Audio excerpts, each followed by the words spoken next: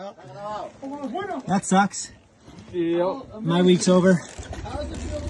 My engine's literally bleeding.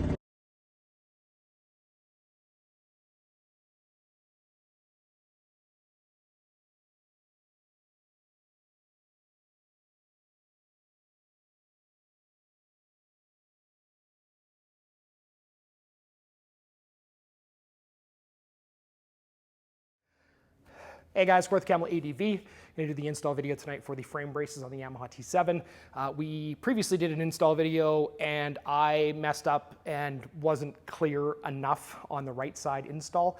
There's a little trick to getting it installed. We got quite a few emails from people saying they were struggling to get the right side brace on properly.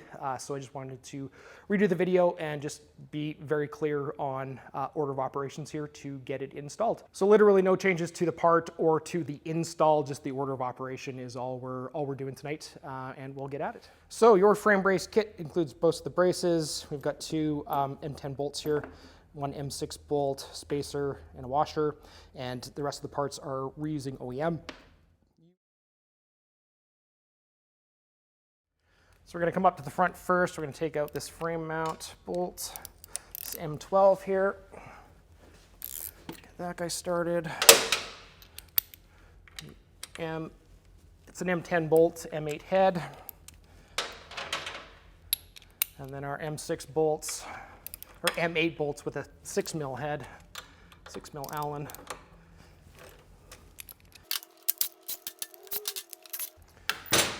Now, when you take that M12 out of the front, you'll notice there's a washer here. The washer's got a lip on it. That goes to the inside. When we put the frame brace on, the brace is going to go over top of this washer. That's very, very important. So this is where a lot of people are getting hung up. They started bolting it up and then saying, well, there's a gap here. This doesn't work. This isn't made properly. There's an issue with your part. It's not. It's intended to be this way. It fits really well if you do it with the right order of operations, which I didn't stress in the first video. So we're going to start at the back here with these M8 bolts. We're going to get them in a couple of turns here. And then we're going to come up to the middle. We're replacing this bolt with one of ours. So because of the length on the spacer here, this bolt simply isn't long enough. So we're going to take this M10. We're going to get it started. So we're going to come to the front here. We're going to take this washer with this lip, and that goes to the inside, and the brace goes over top, and then our M12 bolt goes in here. And then with these fine thread, this M12 fine thread, I recommend you do this with a ratchet rather than an impact, because it is fine thread into aluminum. You just want to be careful that you don't get it cross-threaded. It's easy to do. So we'll come back and torque this to specs tight first.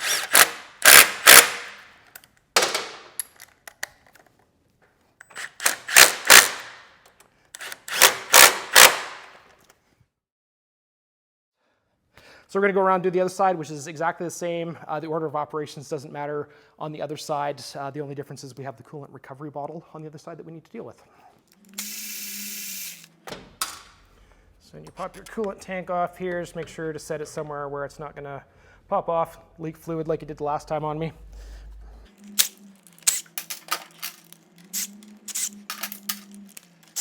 So on this M10 bolt, the washer on the left-hand side does not have a lip, so we don't need to worry about orientation.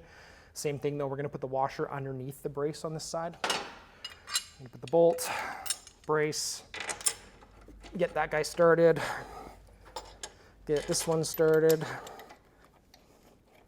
and then your OE bolts here, get those guys started. So this guy, when we do it, this guy pulls in a little bit when we tighten this. Again, it's totally fine, it's part of the design. So we're going to come down here. This is an M6x45 bolt and a spacer, 11mm spacer. Put the bolt in the washer through the hole here, put the spacer on the back side. There's a little pin here. That drops in the rubber grommet.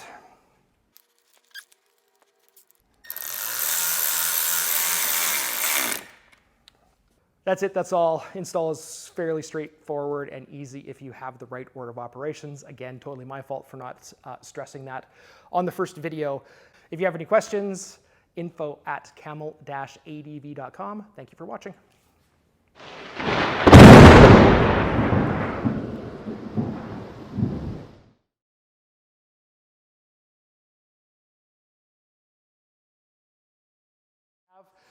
There is a little known problem on T7 that if you ride hard, you may have heard of it, you may have seen it.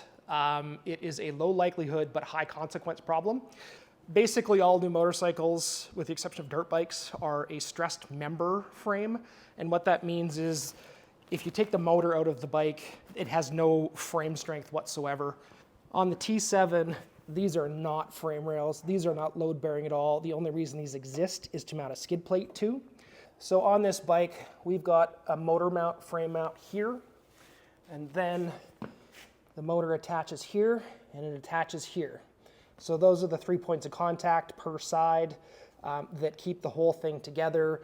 There is no strength across here.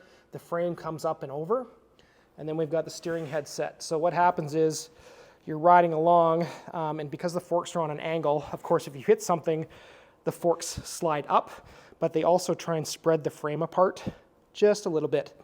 So on a stressed member frame like this, that puts a lot of load across here, and your cylinder head is an integral part of the frame strength. So what can happen is the frame will stretch and it'll blow the cast mount off your cylinder head.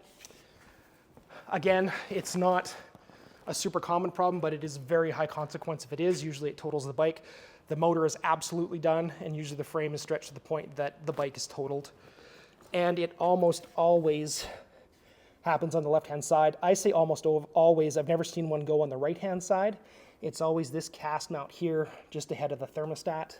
This problem isn't just for guys riding these things like dirt bikes.